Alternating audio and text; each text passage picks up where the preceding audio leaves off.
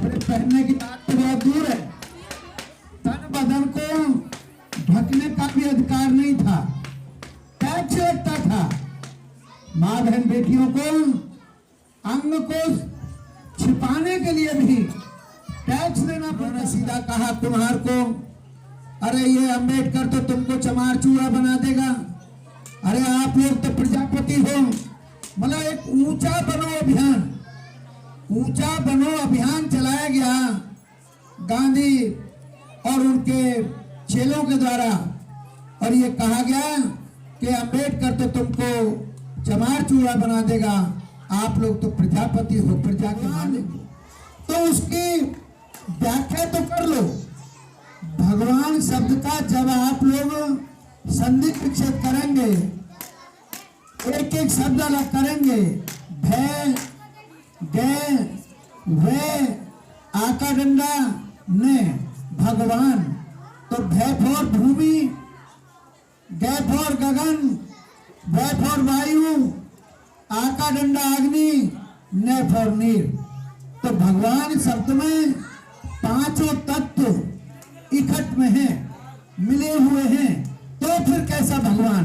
सारे लोग कहते हैं कि एक ही भगवान है, आप लोग भी कहते हैं एक ही भगवान है, तो मंदिर वाला भगवान कौन है, मस्जिद वाला कौन है, गुरुद्वारे वाला कौन है, और जो चर्च है, चर्च में कौन सा भगवान? ये सुग्गा मर गया, इसको चलो बाहर फेंको। जैसी पिंजरा खोला, सुग्गा को जैसी पकड़ा, 9-2-11 हो गया। तो तब जब तक उसने नाम आम रटा, तब तक तो ये पिंजरे में बंद रहा, और जब छोड़ा, दिमाग से काम लिया, तो वो भव सागर से पार हो गया। आजाद हवा है, आजाद सारा कुछ देखने को मिल रहा है। तो साथियों, अंधविश्वास और पाखंड से जैसे तुम बाहर निकल आओगे, फिर आपको कहीं पर भी घेरने वाला कोई है नहीं, चैलेंज करने वाला कोई नहीं है, आपके प्रगति के रास्ते को कोई रोकने वाला नहीं है। पावन स्मृति के साथ साथ मैं अपने सभी संत महापुरुषों को नमन करता हूँ, और उनमें भी विशेषकर जिनका फोटोग्राफ आप इधर देख रहे हैं, जिनकी चर्चा, जो छोटे से छोटा बच्चा है, आज वो भी कीर्तिनगर चूना भट्टी के लोगों में रह करके सीख गया है। हम लोगों को तो रहन संभालनी भी नहीं आती थी इस उम्र में। तो ऐसे करके बाबा साहेब B.R. अम्बेडकर जी को नमन करता हूँ। वहीं पर मैं बाबा साहेब को घर घर तक प्रसारित करने वाले हैं, और जमाने की जमीन पर बाबा साहेब का नाम और उनका फोटोग्राफ, उनका ज्ञान विज्ञान पहुंचा देने वाले हैं, और हमारे बीच हमको बहुजन समाज पार्टी दे देने वाले, बाम सेब को तैयार करने वाले, BBF को भी बनाने वाले, मैं मान्यवर कांशीराम साहब को भी नमन करना चाहूँगा। और चूंकि हम लोग काम विशेष में लगे हैं, ऐसे उसमें जब मैंने साहब का नाम लिया, मान्यवर कांशीराम साहब का नाम लिया है, और बसपा का नाम लिया है,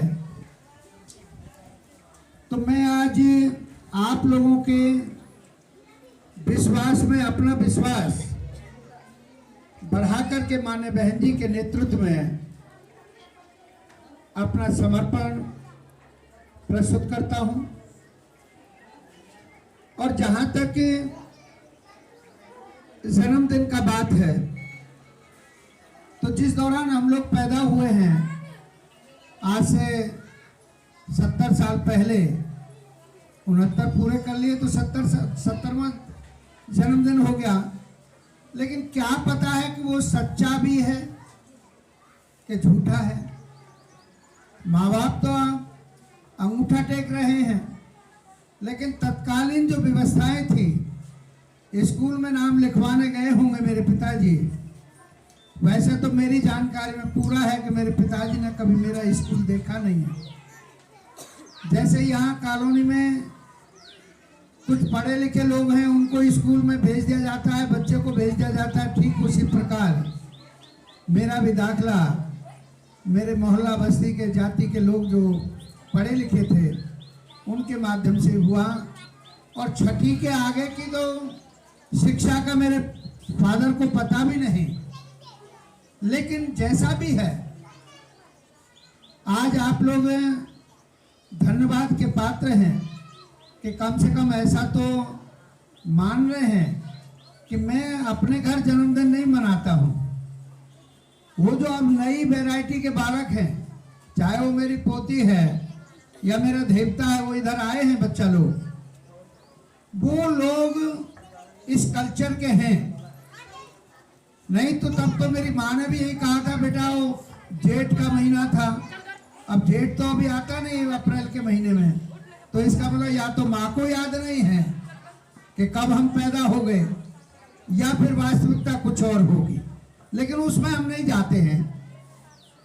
लेकिन जैसा मैं यहाँ देख रहा हूँ, और आप लोग एक दिलदार लोग हो और विद्वान लोग हो, कि जो हम चाहते हैं हमारी चाहत पूरी कर रहे हो।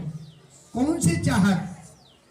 कि मान्यवर कांशीराम साहब ने भी कहा कि मैं कोई नेता विदेश से इंपोर्टेड करके नहीं लाऊंगा, आप लोगों में से ही तैयार करूंगा और उनसे ही प्रदेश देश को चलवाना है।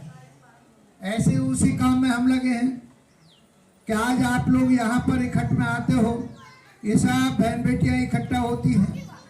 मर्दों की तो मैं कहता नहीं कि ये मर्द लोग तो बहुत पीछे रह जाते हैं, लेकिन ये बहन बेटियां जरूर काबिल बनती जा रही हैं और अच्छी बात है। हिंदूवाद के मुताबिक सौभाग्य की बात है कि ये कम से कम बोलना तो सीख गई हैं। और ऐसे नहीं है, ये तो घर है, ट्रेनिंग सेंटर है। अब मैं इतना अगर काबिल हो गया हूं, बोलने में सक्षम है, लाखों की भीड़ हो उसे भी हम संबोधित करते हैं, तो वो कुछ ऐसे नहीं सीख गए हैं। जब मैं पैदा हुआ प्राइमरी एजुकेशन ली, उसके बाद मिडिल का लिया, उसके बाद इंटरमीडिएट तक हमने पढ़ा। इंटरमीडिएट के बाद उत्तर प्रदेश का जिला बुलंदशहर होता है, 6 उस दौरान ट्रेनिंग सेंटर होते थे मास्टरी के, तो मेरा एडमिशन हुआ। उसमें प्राइवेट स्कूल में से मैं फर्स्ट क्लास लेकर के पास हुआ। मेरी बीटेक छूट गई जाति के आधार पर। तो ऐसे करके यहाँ पर भी मैं आया तो दिल्ली में एज ए प्राइमरी का टीचर आया। लेकिन धन रहे मानवर कांशीराम साहब, जिनसे हमारा मुलाकात जून 1985 में हो गया, और उसके बाद लगातार साहब के सानिध्य में, माननीय बहन जी के नेतृत्व में हम लोग वही काम करते रहे हैं। चाहे समय रात का हो, चाहे समय दिन का हो, नौकरी की है, नौकरी को तो बिल्कुल हथेली पर रख करके हम लोग चलते हैं। हमारा एक पीएनबी अनमोल रतन परिवार नाम से ग्रुप है पंजाब में शिवंग वाले लोगों का। उसमें एक आदमी ने तथागत की फोटो डाल रखे थे और उसमें लिखा, वो भी अपना ही है, उन्होंने फोटो पे लिख रखा था कि आज हमको क्या करना चाहिए। आदमी सुबह को पैदा होता है, नया जीवन धारण करता है तथागत के सिद्धांतों के अनुसार। तो मैंने उस पर नीचे लिख दिया कि आज अपना जन्मदिन अपने लिए मुबारकबाद बोलने का सबसे बढ़िया तरीका होगा, और शायद ये सच होगा और अच्छा होगा। आए हैं उसके बाद मुझे कितने फोन आए जो मेरे चीफ मैनेजर रहे हैं कि हम तो आपको पहले से ही समझते थे, विद्वान आदमी हैं, आजकल भी बसपा का ही काम करते हो। मैंने कहा जनाब, जहाँ छोड़ा था वही काम कर रहा हूँ, पद क्रम में जरूर आगे बढ़ गया हूँ। तो वो सब कुछ आप लोगों की देन है, मेरा व्यक्तिगत तौर पर कुछ नहीं है। यूँ तो अगर ये काम नहीं कर रहे होते तो संभव है शमशान हम जल्दी पहुंच पहुंच गए होते। क्योंकि जो लोग हमने देखे हैं, जो लोग समाज का काम नहीं करते, समाज में अच्छी विचारधारा को प्रचारित प्रसारित नहीं करते और वो केवल मात्र घर में पड़े रहते हैं, तो उनमें कोई न कोई जो सामाजिक बुराइयां हैं वो नेचुरल पैदा हो जाती हैं और वो बुराइयां उनको ले जाती है, बहुत जल्दी ले जाती हैं। मेरे से हमारे नेता, उनका नाम भी ले रहे थे अभी, डॉक्टर साहब बनवारी लाल जी, जिनका आज ये आयोजन है, नाम मेरा सही, जन्मदिन मेरा सही, लेकिन सारा का सारा जो व्यवहार है, इधर का जो कुछ कार्यक्रम है, वो सबका सब उसमें आपको श्रेय जाता है। तो मैं तहे दिल से आपको भी शुक्रिया अदा करता हूँ, बहुत बहुत साधुवाद बोलता हूँ। और जो आप लोग बैठे हो, आप लोग तो दिन रात के साधुवाद के पात्र हैं। क्योंकि मैं जिनका जिक्र कर रहा हूँ, मैं अपनी बेटी की शादी में जब टीके में कपड़े बांट रहा था यही दिल्ली में, तो मेरे नेता ने मेरे से कहा कि मास्टर जी, आपके यहाँ तो सीबीआई का छापा पड़ना चाहिए, इतना पैसा लाते कहाँ से हो? तब मैंने उनको कहा, मैंने कहा साहब, बीड़ी, सिगरेट, हुक्का, तंबाकू, मांस, मदरा, जुआ, सट्टा, अय्याशी, ये जब हमारे कोसों कोसों दूर भी नहीं है, तो फिर ये जो कुछ पंजाब नेशनल बैंक से पैसा मिलता है वो बचेगा। साधारण तरीके से रहना सहना है। अब जिन पैंट शर्ट को मैं पहने बैठा हूँ, ये लगभग 3-4 साल पुराने हैं, पहनने का मौका नहीं मिलता है। सफेद कपड़े पहनूंगा तो लोग कहेंगे नेता बन गए हैं। और कांशीराम साहब ने कभी ऐसे कपड़े नहीं पहने, उस दौरान की तो मैं कहता नहीं, लास्ट मोमेंट की, कि सफेद कुर्ता और सफेद पजामा साहब का रहा है, नहीं तो हाफ बाजू की शर्ट और पैरों में दूसरे वाली चप्पल, हवाई चप्पल, बस उसी से जिंदाबाद। और यहाँ पर जहां हम बैठे बात कर रहे हैं, यहाँ पर मानवर कांशीराम साहब एक बार नहीं अनेकों बार आए हैं। तो मैं तो उस मानसिकता से, समर्पण भाव से और ज्यादा आप लोगों के बीच आता हूँ। मुझे बुलाते हैं, वो धन्यवाद के पात्र। अगर एक बार को पता लग जाएगा कि आज वहाँ कार्यक्रम है, वैसे तो मेरे कार्यक्रम बहुत सारे लगे रहते हैं, उनमें से भी कहीं न कहीं से टाइम निकाल करके मैं इधर हाजिर होता हूँ, आप लोगों का कहना मानता हूँ। तो देखिएगा, जैसा अभी गाने के माध्यम से भी जिक्र कर रहे थे, तो मैं एक बात कह देना चाहता हूँ। जब मैं अपने जन्मदिन के ही मौके पर बात कर रहा हूँ समाज से, कि आज से लगभग 100 साल पहले, आज हम 2022 में बात कर रहे हैं, तो 1924 में इधर 24 सितंबर 1924 को, आप सब लोगों को आंकड़े भी नीतू, आप लोगों को आंकड़े भी, डाटाज भी साहब के खोजे हुए, मानवर कांशीराम साहब के दिए हुए, बाबा साहब के दिए हुए याद रहने चाहिए, लिखने चाहिए मंचों से बोलने के लिए। तो 24 सितंबर 1924 को बाबा साहब ने समता सैनिक दल की स्थापना की थी। ठीक उससे एक साल बाद 25 सितंबर 27 सितंबर 1925 को आरएसएस वालों ने, जो आज हम आरएसएस वाले कहते हैं, तो आरएसएस की स्थापना इस देश में कर दी थी। और वो इसीलिए की थी, आरएसएस का और समता सैनिक दल का हेडक्वार्टर नागपुर, दोनों की ड्रेस एक जैसी। हमारी भी समता सैनिक दल की, हमारे यहाँ पैंट होता है, सफेद कमीज होती है, सर पर नीली टोपी होती है, लेकिन आरएसएस वालों का हाफ पैंट और सफेद शर्ट और काली टोपी आरएसएस वालों की पहचान होती है। वो केवल मात्र जो बाबा साहब ने समाज को इकट्ठा करने का एक सूत्र, एक फॉर्मूला तैयार किया, और उसको क्रियान्वित करना चाहा, तो उन लोगों ने जो हम लोगों को किसी भी तरीके से उठने नहीं देना चाहते थे, हमारे चेहरे जिनको पसंद नहीं थे, उन लोगों ने आरएसएस नाम का संगठन तैयार कर लिया। और आज देख रहे होंगे, आज उन्हीं का वर्चस्व है, क्योंकि हमने अपने दल को तैयार तो किया। तत्कालीन परिस्थितियां, बीच की भी हालात, आज की भी परिस्थितियां, उसमें चल तो रहा है, लेकिन उस तरीके से हम कहीं थोड़े से जरूर पीछे महसूस करते हैं कि आज हमारे ये जो नई उम्र के बालक हैं, इनको समता सैनिक दल में तो शामिल हो जाना चाहिए। वो बाबा साहब की देन है। लेकिन मैं ये चर्चा क्यों कर रहा हूं कि जब उसी दौरान जब यहां पर अंग्रेजों का राज्य था, तो 1919 में एक सही मायने में एक ऑर्डर पास हुआ अंग्रेजी सरकार का, हमारे ही खासकर समाज के लिए, कि इन लोगों को संवैधानिक अधिकार मिले। संविधान उस दौरान भी था, लेकिन संविधान हमारे वाला नहीं था जो बाबा साहब ने लिखा, वो अंग्रेजों के कानून चलते थे।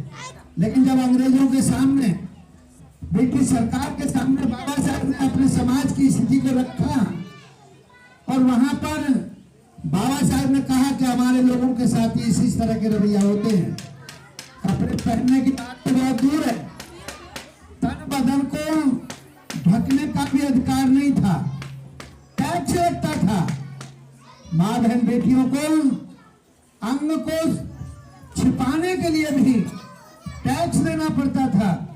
इस तरह के रिवाज उस दौरान थे, लेकिन इन चीजों से छुटकारा मिला। और 1919 के बाद जो पैटर्न बना, उसमें 10 बातें रखी गई। उनमें से एक ये भी थी कि अगली 10 साल में फिर एक इसी तरह का कानून आएगा, जिसमें और चीजों का भी समावेश होगा। जब इन चीजों का बातचीत चलता रहा, तो उसी दौरान 1925 में ही 1925-27 के बीच साइमन कमीशन का जिक्र आया। साइमन कमीशन इसलिए आया कि भारत में जो अछूत लोग हैं, उनकी बहुत बुरी हालत है। बाबा साहब ने उनको पेश कर रखी थी, ये सारी बातें पहुंचा रखी थी। तब साइमन कमीशन, जॉन साइमन नाम का ब्रिटिशियन, उनके नाम से इस साइमन कमीशन को जाना जाता है।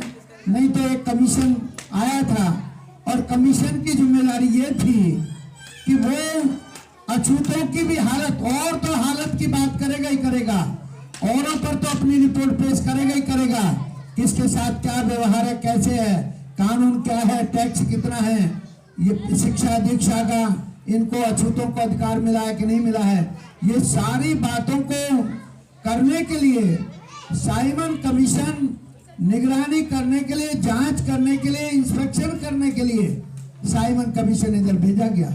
और सबसे बड़ी विशेषता यह थी कि उस कमीशन में 7 सदस्य थे, और 7 के 7 सदस्य ब्रिटिशियन थे, जो वहां के नॉमिनेटेड सांसद थे।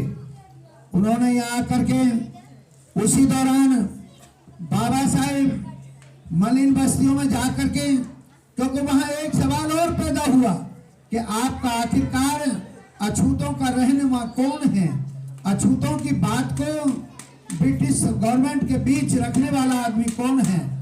उसी दौरान गोलमेज कॉन्फ्रेंस की भी चर्चाएं चली, और उसके भी 2-3 कॉन्फ्रेंस हुई, राउंड टेबल कॉन्फ्रेंस। तो ये जो उसी दौरान पूना पैक्ट का माहौल था 1930 से 32-34 तक, तो इस माहौल में बाबा साहब ने मलिन बस्तियों में जा करके ये समझाया कि देखिएगा मैं आप लोगों के बीच पैदा हुआ हूं, मैं आपकी दुख तकलीफें ज्यादा जानता हूं, लेकिन साइमन कमीशन के लोग भी आपसे पूछेंगे आकर के कि आप आखिरकार आपका कल्याण, आपका भला कौन कर सकता है, कौन सोचता है, तब आप मेरा जिक्र करेंगे, जो आपको अच्छा लगे वो करेंगे। लेकिन मैं चूंकि आपके बीच पैदा हुआ हूं तो आप मेरी भी बात रखेंगे। लेकिन गांधी एंड सन्स, उनके चेले बाबा साहेब रात को समझा करके आवे, दिन को वो लोग जावे और वो लोग सीधा सीधा समाज में बोले। उन्होंने सीधा कहा कुम्हार को, अरे ये अंबेडकर तो तुमको चमार चूड़ा बना देगा, अरे आप लोग तो प्रजापति हो। मतलब एक ऊंचा बनो अभियान चलाया गया गांधी और उनके चेलों के द्वारा, और ये कहा गया कि अंबेडकर तो तुमको चमार चूड़ा बना देगा, आप लोग तो प्रजापति हो, प्रजा के मालिक हो। बघेल जो गणरिया होता है उससे कहा तुम किसके चक्कर में पड़ रहे हो, ये तो आप लोग तो बघेल राजपूत हो। धोबी के लिए कहा तुम ऐठा ठाकुर हो, नाई के लिए कहा तुम ठाकुर साहब हो। बहरहाल हर एक बिरादरी को वो इस तरीके से बहका करके आवे। मैं क्यों चर्चा कर रहा हूं, क्योंकि आज इस देश में बिल्कुल उसी तरह का माहौल है कि हिंदुत्व के नाम पर मेरे समाज को, बहुजन समाज को लोग बहकाने का काम कर रहे हैं। जब कहीं मुसलमान से भिड़ना हो, भिड़ाना हो, आओ तुम सब लोग हिंदू हो, आओ तुम सब हिंदू हो। और जैसे ही मुसलमान के साथ कोई इस तरह का झगड़ा फसाद हो गया और आप जीत आए, आप मरे या वो मरे, बहरहाल उनका दुश्मन मर रहा है, तो फिर ये कहते हैं कि तू इस कौम का है, तू इस कौम का है, कैसा हिंदू है। तो इस तरीके से करके आज समाज में एक बहकाव अभियान चल रहा है, डराओ धमकाओ अभियान चल रहा है। तो ऐसे माहौल में मैं आप लोगों को चौकन्ना करने आया हूं। और जहां तक बड़ी सीधी बात है, हम किसी के धर्म की आलोचना नहीं कर रहे हैं, लेकिन हम अपनी बात जरूर सोचें कि जब मैं आप जिक्र कर रहे थे भगवान, तो उसकी व्याख्या तो कर लो। भगवान शब्द का जब आप लोग संधि विकसित करेंगे, एक एक शब्द अलग करेंगे, भय, गय, वे, आका डंडा ने भगवान, तो भय फॉर भूमि, गय फॉर गगन, वय फॉर वायु, आका डंडा अग्नि, ने फॉर नीर। तो भगवान शब्द में पांचों तत्व इकट्ठ में हैं, मिले हुए हैं, तो फिर कैसा भगवान। अगर अलग है, मुझे एक बात बताइए, सारे लोग कहते हैं कि एक ही भगवान है, आप लोग भी कहते हैं एक ही भगवान है, तो मंदिर वाला भगवान कौन है, मस्जिद वाला कौन है, गुरुद्वारे वाला कौन है, और जो चर्च है, चर्च में कौन सा भगवान है, तो फिर तो अलग अलग हो गए। तो ये सब बहकाव अभियान चल रहा है, समाज को गुमराह करो अभियान चल रहा है। दूसरे, आप लोग देखिए ना, कौन कहता है कि कोई भगवान पैदा करता है हमको। नानन भैया, किसी के बहकाने में नहीं आना। मैंने पहले भी आप लोगों को जिक्र किया है, बड़ी सीधी सीधी बात है। आप लोगों के घर में गेहूं होंगे, कौन सा आदमी ऐसा है जो दूसरे के घर से गेहूं में जो घुन है, उस घुन को ला करके अपने गेहूं में डालता है? कोई इस तरह का काम नहीं करता है। और जब इस तरह का काम नहीं करता है, और कौन ऐसा आदमी है जो दूसरे के कनस्तर में आटे में जो सुरारी पड़ी हुई है उस सुनहरी को ला करके अपने घर के आटे में डालता हो। ऐसा भी कोई नहीं करता है। ऐसा भी कोई नहीं करता है कि किसी पड़ोसी की नाली में कीड़ा देख करके और कोई ये कहता हो कि मुझे भी ऐसा कीड़ा चाहिए और वहां से कीड़ा ला करके अपनी नाली में डालता हो। ना तो आप लोग घुन डालते हो ला करके, ना आप सुनहरी डालते हो ला करके, ना आप कोई कीड़ा लाते हो, तो फिर ये कैसे पैदा हो जाते हैं? ये आपको साइंटिफिक वैज्ञानिक तरीके से सोचना होगा। उसमें क्या है? तथागत गौतम बुद्धा के सिद्धांतों के मुताबिक प्राकृतिक व्यवस्था के चारों आवश्यक तत्व आवश्यक मात्रा में, आवश्यक समय पर, आवश्यक रासायनिक प्रक्रिया पूरी कर लेते हैं, जीव पैदा हो जाता है। कहीं कुछ नहीं है इसके अलावा। कैसे? प्राकृतिक व्यवस्था के चारों आवश्यक तत्व अथवा उन लोगों के ही हिसाब से प्राकृतिक व्यवस्था के पांचों तत्व आवश्यक समय पर आवश्यक रासायनिक प्रक्रिया पूरी कर लेते हैं, जीव पैदा हो जाता है। तो हमें पैदा करने वाला कोई भगवान, ईश्वर, अल्लाह ताला नाम का कोई चीज नहीं है। प्राकृतिक व्यवस्था में ये जो रासायनिक प्रक्रिया है उसे पूरा करते हैं और जीव पैदा हो जाता है। अब आप कहते हो नहीं, तो सीधी सीधी बात है। आपने देखा होगा, लोग कहते हैं जब किसी का इंतकाल होता है कि पंच तत्व में विलीन हो गया है। तो पंच तत्व क्या है? जमीन है, मिट्टी है, वायु है, हवा है, सूरज है, गर्मी है, और हवा, पानी, भूमि और अग्नि। सूरज से हमको गर्मी मिलती है, अग्नि है। नहीं तो मुझे एक बात बताओ, आप लोग पूर्णतः इन कामों को करते हो। आप नहीं करते हैं, आपका अड़ोसी पड़ोसी करता है कि अग्नि देवता पे बहुत सारे जौ चढ़ाते हो, घी फूंक देते हो, जायफल रहा, गोला रहा, किशमिश रहा, छुआरे रहे, भेंट चढ़ाते हो अग्नि पर, अग्नि देवता को मनाते हो। यहां तक कि जल देवता को भी मनाते हो। लेकिन जब बाढ़ आती है तो बाढ़ क्या बख्श देती है हमको? हमने तो बहुत मनाया जल देवता, लेकिन जल देवता होता तो सुनता। ऐसे ही अगर अग्नि देवता कोई होती तो सुनती। हमने अपनी बेवकूफी में घी जला दिया, जौ जला दिए, चावल जला दिए, अरवा जला दिए, लेकिन कहीं हमको कुछ मिला नहीं।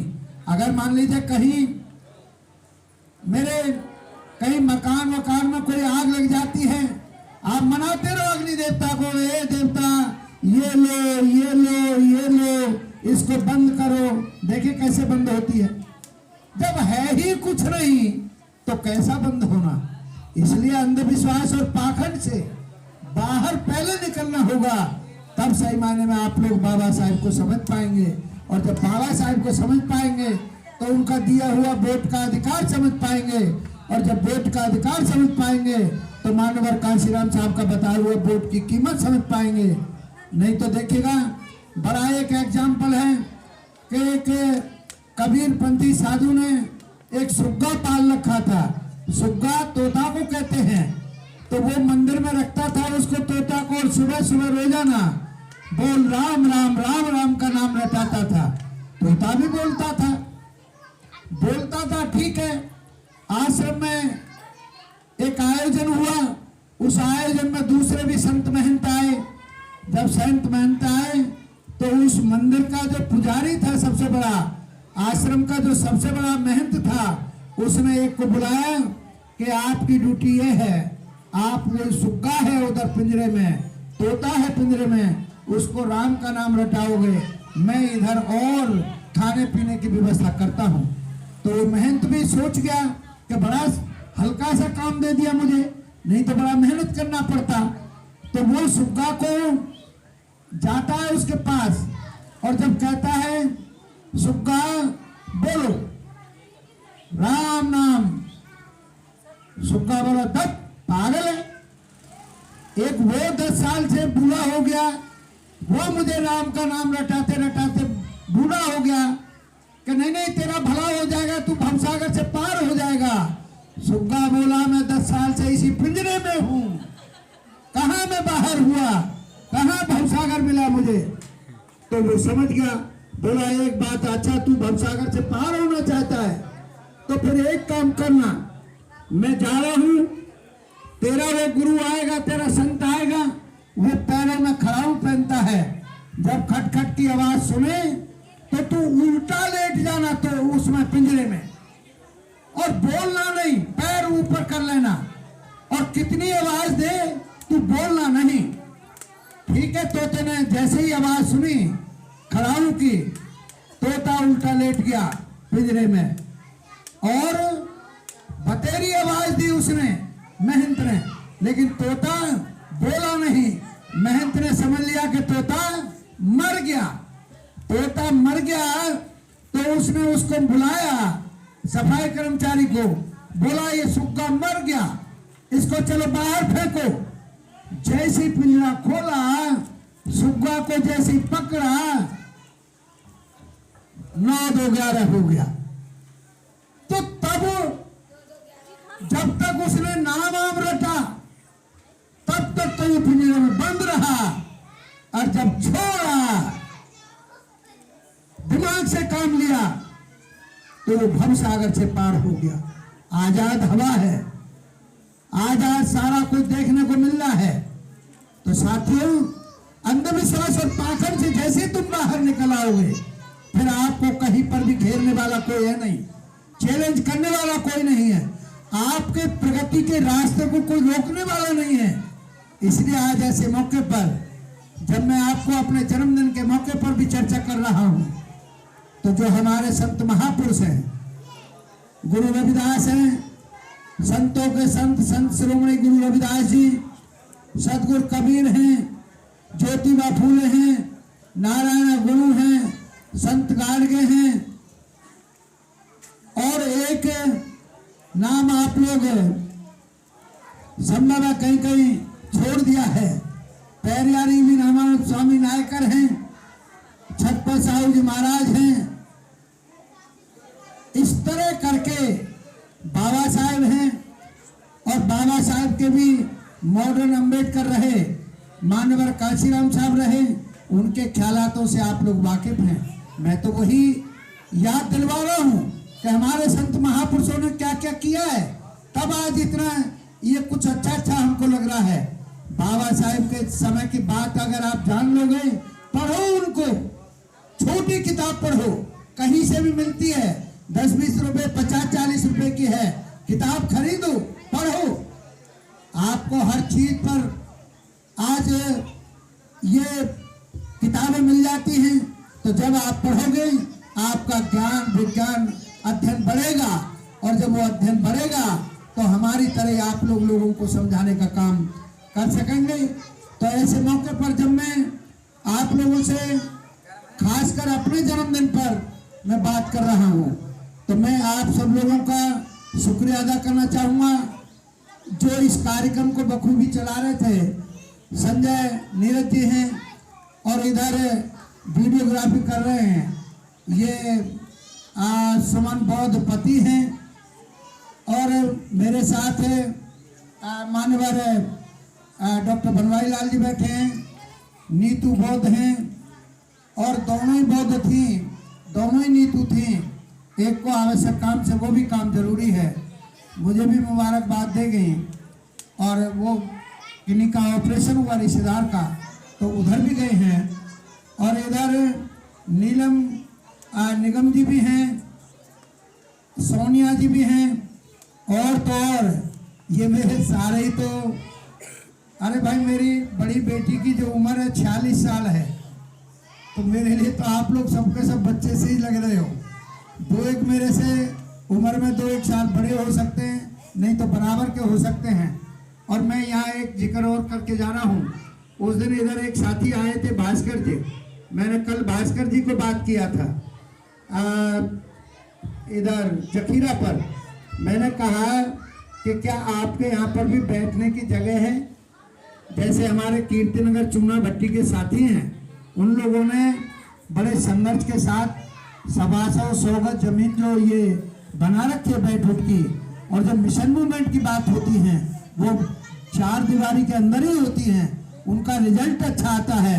हम किसी दुश्मन को ना आगाह करना चाहते हैं, ना हम उसे छेड़ना चाहते हैं, केवल मात्र बाबा साहब के सिद्धांत पर चल करके, वोट की कीमत पहचान करके और अपने दल के पार्षदों को जिता करके हम यहाँ पर अपना भी मेयर बनाना चाहते हैं। हमारी किसी से व्यक्तिगत लड़ाई नहीं है और ना हम उनके किसी उसमें विघन डालना चाहते हैं, लेकिन हम जरूर मजबूत होना चाहते हैं। और उस मजबूती को हासिल करने के लिए जब मैंने भास्कर साहब से कहा कि वहाँ आप लोग है क्या जगह, तो बोले साहब जगह तो नहीं है। मैंने कहा भाई उधर रहते किधर हो? 2 रेलवे लाइनों के बीच में।